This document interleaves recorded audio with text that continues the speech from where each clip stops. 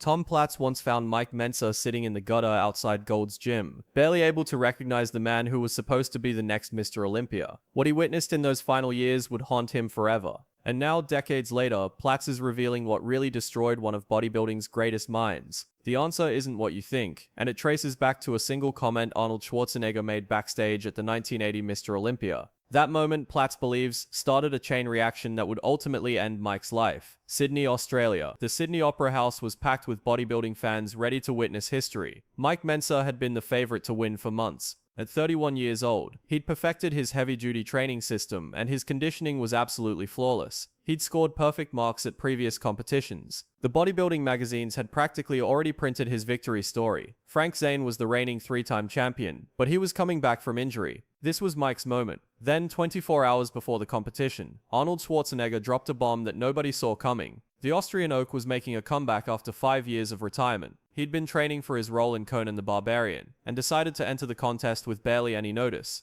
Competitors were stunned. The entire atmosphere shifted from celebration to tension overnight. Arnold hadn't even been promoting the show this year. His good friend Paul Graham was running it, and suddenly Arnold was competing. Red flags everywhere. The pre-contest meeting turned into an absolute war zone. Nearly 50 athletes and officials gathered to discuss the competition format. Arnold wanted to keep the two-weight class system, and he was holding court like he owned the place. He made a remark about another competitor that rubbed people the wrong way. Boyko stood up as a gentleman and asked Arnold to explain his reasoning. Arnold didn't like being questioned. He snapped at Boya, calling him a baby. That's when Mike Mentzer decided he'd had enough. Mentzer looked at Arnold and said, "Look, Boyko said that as a gentleman. He doesn't deserve that response." Arnold's upper lip curled like a snarling animal. He turned to face Mike directly, and what came out of his mouth would haunt Mentzer for the rest of his life. Arnold said, "Mike Mentzer, we all know Zane beat you last year because you have a fat stomach." The room went silent. Mike was sitting 20 feet away, but he bolted toward Arnold on pure impulse. As he approached, Arnold sat down in his chair. Mike stood over him, wagging his finger, telling him his behavior was reprehensible. Arnold couldn't even look him in the eye.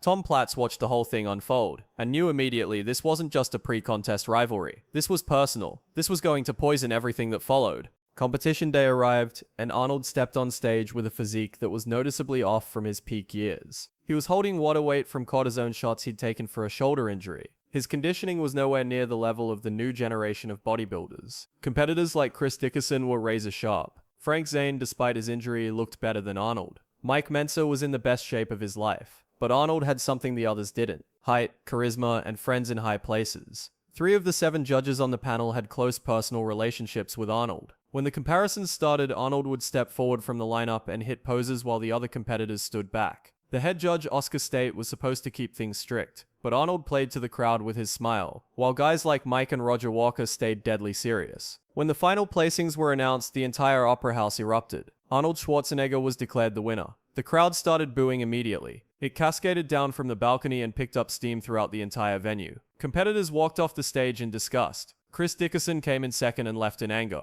Mike Mentzer placed 5th. 5th place, the guy everyone thought would win, didn't even make the top 3. Frank Zane placed 3rd and reportedly threw his trophy at a wall backstage. Boyko said Arnold had legs that looked like they belonged in a chicken nest. CBS had paid big money to film this event. They were supposed to broadcast it across America and introduce bodybuilding to the mainstream. Instead, when they got back to the United States, they refused to air the footage. They wouldn't touch it. The network executives believed the contest had been rigged, and they wanted nothing to do with the controversy. This was supposed to be bodybuilding's breakthrough moment on national television, and it turned into a scandal that got buried. Mike Mentzer walked out of the Sydney Opera House that night and announced his retirement from competitive bodybuilding immediately. No more contests. No more chasing titles. He was done. The sport he loved had been corrupted right in front of his eyes, and the man he believed orchestrated it all had just humiliated him backstage and then stolen the trophy that should have been his. That night in Sydney wasn't just a controversial decision. It was the moment Mike Mentzer's bitterness was born, and according to Tom Platz, it would eventually consume him completely. Mike Mentzer's training philosophy was the complete opposite of everything Arnold represented.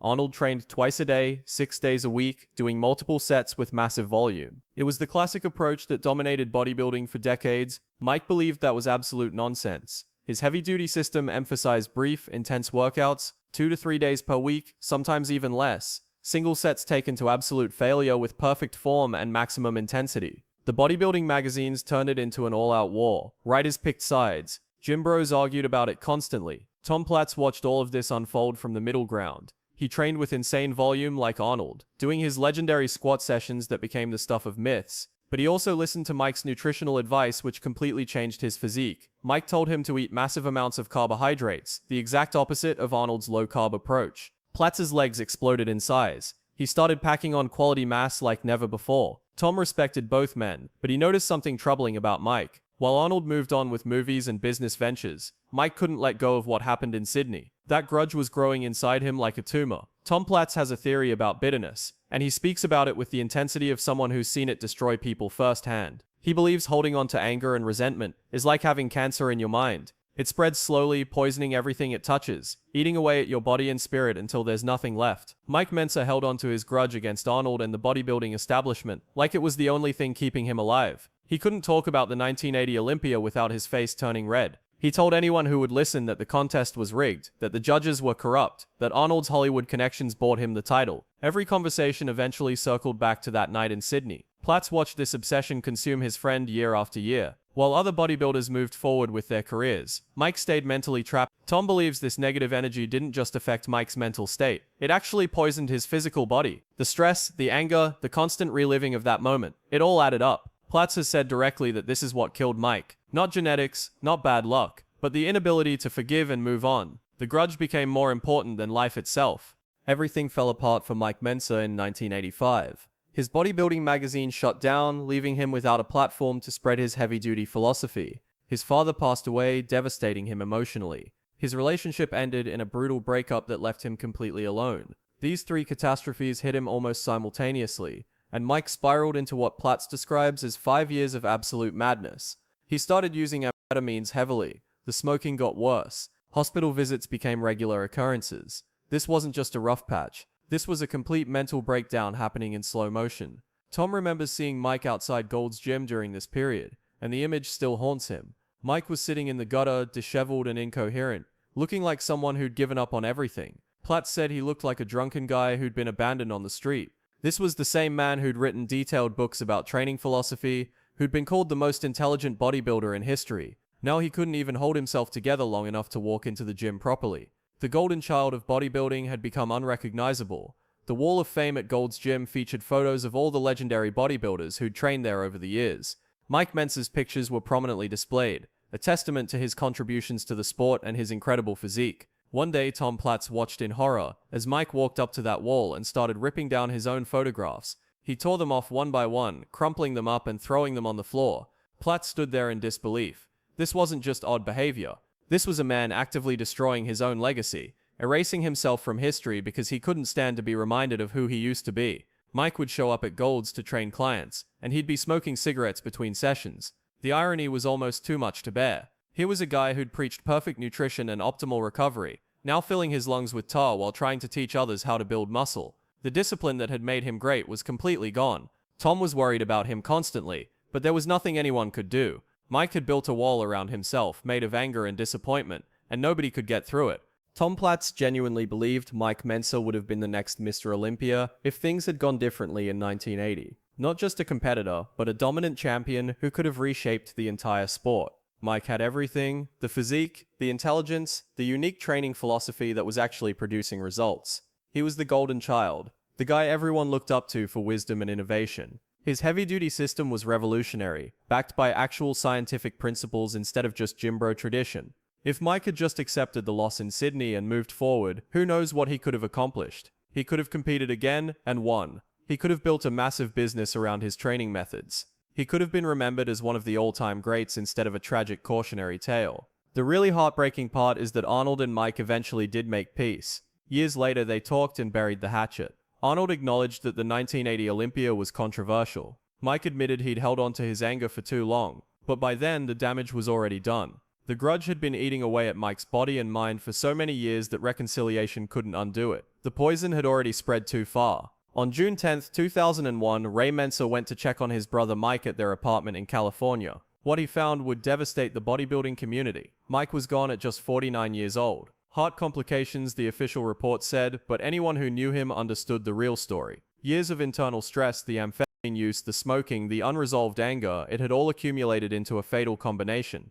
Ray was supposed to go on a trip the next day, but he never made it. Just days after discovering his brother's body, Ray Mentzer also passed away. Two brothers, two legends, gone within a week of each other. The bodybuilding world mourned the loss of one of its greatest minds. Mike's heavy-duty training system lives on through champions like Dorian Yates, who used it to win 6 Mr. Olympia titles. His books still sell, his philosophy still influences modern training, but the man himself never got to see his ideas truly vindicated. He died angry, bitter, and broken, unable to escape the prison of his own grudges. The lesson Platz wants everyone to take from this isn't complicated. It's not about training philosophy or contest politics or who was right about volume versus intensity. The lesson is simple and universal. Holding grudges will destroy you. Not metaphorically, not eventually. It will actually physically destroy you from the inside out. Your accomplishments don't matter if you're poisoning yourself with resentment. Being right doesn't matter if you're dead before anyone acknowledges it. Winning the argument means nothing if you lose your health, your peace of mind, and ultimately your life in the process. Mike Mentzer should be alive today at 74 years old, giving seminars, writing new books, watching his training methods dominate modern bodybuilding. Instead, he's been gone for over 20 years, a cautionary tale about what happens when you let one bad night define your entire existence. Tom Platz has lived long enough to see how this story plays out. He's 70 years old now, still active in the bodybuilding community, still teaching and inspiring people. He competed in the same era as Mike and Arnold, dealt with the same controversies, faced the same disappointments, but Platz made different choices. He didn't win Mr. Olympia either, but he didn't let that define him or consume him. He moved forward. He built a life beyond competition. He maintained his passion for bodybuilding without letting bitterness poison everything.